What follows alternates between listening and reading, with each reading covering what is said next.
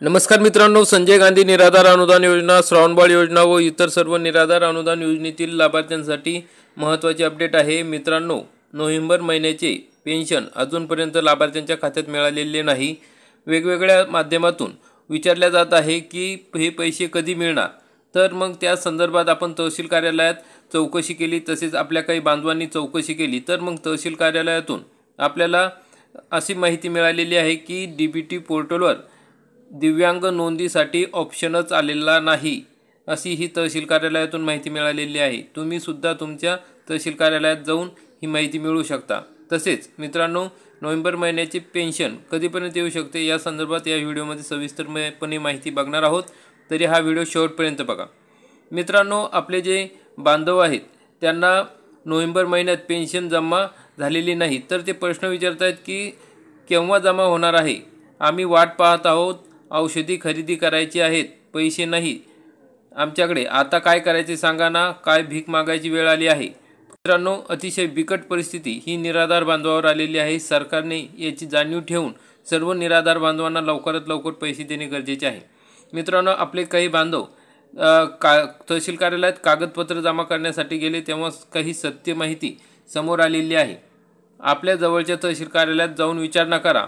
फक्त इंदिरा गांधी दिव्यांग योजनामध्ये नाव आहे, यांनाच 2,500 रुपये मिळत आहे। म्हणजे जे काही आता नवीन यांची नोंद घ्यायची आहे आणि त्यांचं इंदिरा गांधी दिव्यांग योजनेमध्ये नाव आहे, अशाच लाभार्थ्यांना 2,500 रुपये या महिन्यात मिळणार आहे। तर कारण की इतर लाभार्थ्यांचा ऑप्शन आलेला नाही।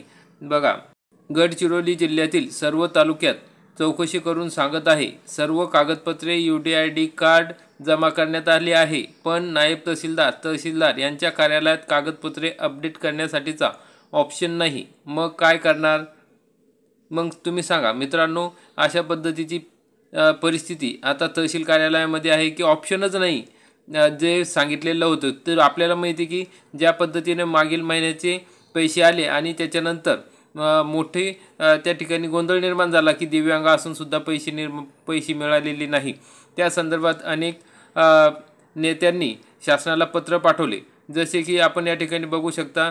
निलेश लंके साहेबांनी या ठिकाणी एक पत्र या ठिकाणी पाठवलेले होते की संजय गांधी अपंग निराधार योजनेत लाभाच्या रकमेतील फरक व खुलासा करण्याबाबत निवासी उपजिल्हाधिकारी यांना हे पत्र पाठवले होते। तर त्याप्रमाणे आता शासनाकडून त्याच्यावर दखल घेण्यात पण आलेली।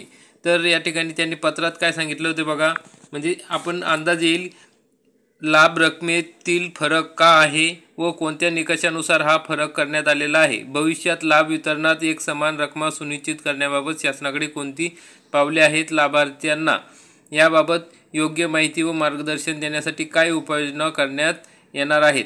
आपल्या लवकरात लवकर उत्तराची अपेक्षा असून यामुळे अपंग नागरिकांमध्ये योजनेप्रती विश्वास वाढेल अशी आशा आहे।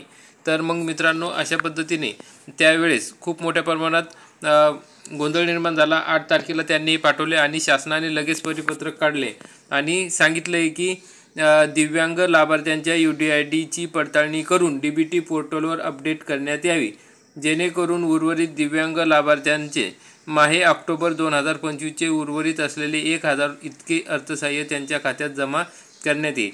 त्यावेळेस सरकारने किंवा प्रशासनाने तात्पुरती वेळ मारून नेली आणि दिव्यांग बांधवांना 1,000 रुपये मिळालेले नाही आणि या महिन्यामध्ये 2,500 रुपये मिळतील याची अपेक्षा नाही। फक्त ज्या दिव्यांग बांधवांना आधी 2,500 रुपये मिळाले आहे त्यांनाच हे 2,500 रुपये मिळणार आहे। कारण की मंत्रालयात तसेच अधिकाऱ्यांकडे चौकशी केली असता त्यांनी असे सांगितलेले आहे की दिव्यांग बांधवांचे DBT प्रक्रिया चालू आहे, सर्व दिव्यांग बांधवांना 2,500 रुपये मिळावे यासाठी आम्ही प्रयत्न करत आहोत। म्हणजे मित्रांनो, हेच कारण आहे की त्यांना DBT पोर्टलवर त्यांच्या अजूनपर्यंत ऑप्शन देण्यात आलेला नाही आणि जे दिव्यांग बांधव आहेत, लाभार्थी आहेत आणि ज्यांचे दिव्यांग म्हणून नोंद झालेली नाही आणि त्यांना 1,500 रुपये मिळत आहे, तर अशा या दिव्यांग बांधवांना 1,500 रुपये मिळण्यासाठी या ठिकाणी प्रशासन अशा या दिव्यांग बांधवांना 2,500 रुपये मिळण्यासाठी DBT ऑप्शन पर्याय सुरू करण्याच्या प्रयत्नात आहे। मग अजूनपर्यंत 14 तारीख आली तरी अजून या ठिकाणी त्यांचं DBT ऑप्शन आलेला नाही।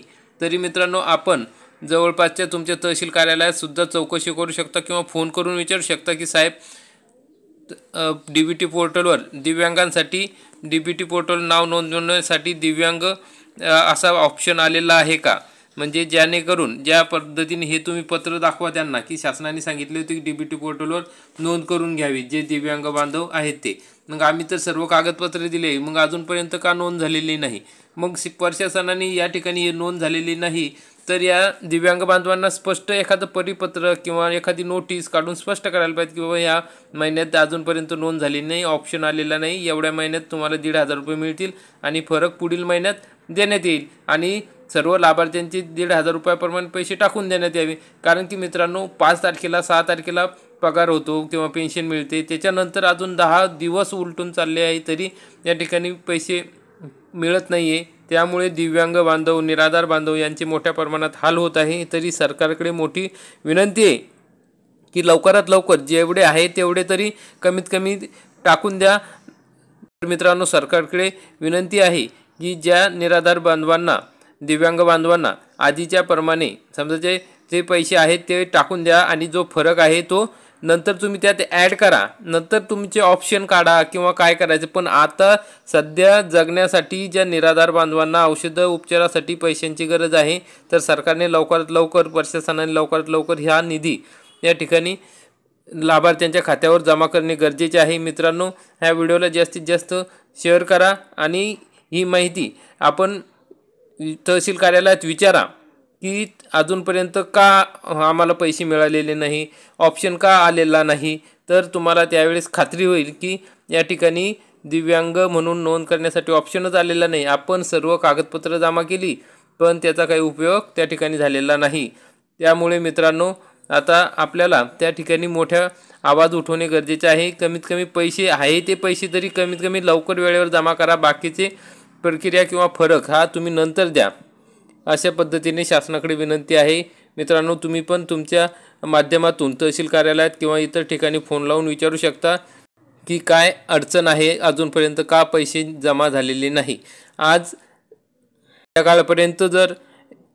संध्याकाळपर्यंत जर DBT पोर्टलवर ऑप्शन आला तर पैसे मिळू शकतील, नाहीतर सोमवारच्या नंतरच हे पैसे मिळणार आहे. दिव्यांग बांधव निराधार बांधवांना अतिशय अडचणीचे दिवस काढावं लागत आहे, त्या अतिशय वाईट वाटतं आहे. तरी सरकारने लवकरात लवकर दिव्यांग निराधार बांधवांचे पैसे हे त्यांच्या पेन्शन खात्यात टाकून द्यावे.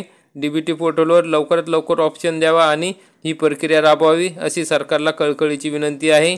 मित्रांनो व्हिडिओ आवडल्यास व्हिडिओला लाईक करा आणि जास्तीत जास्त निराधार बांधवांपर्यंत शेअर करा. धन्यवाद.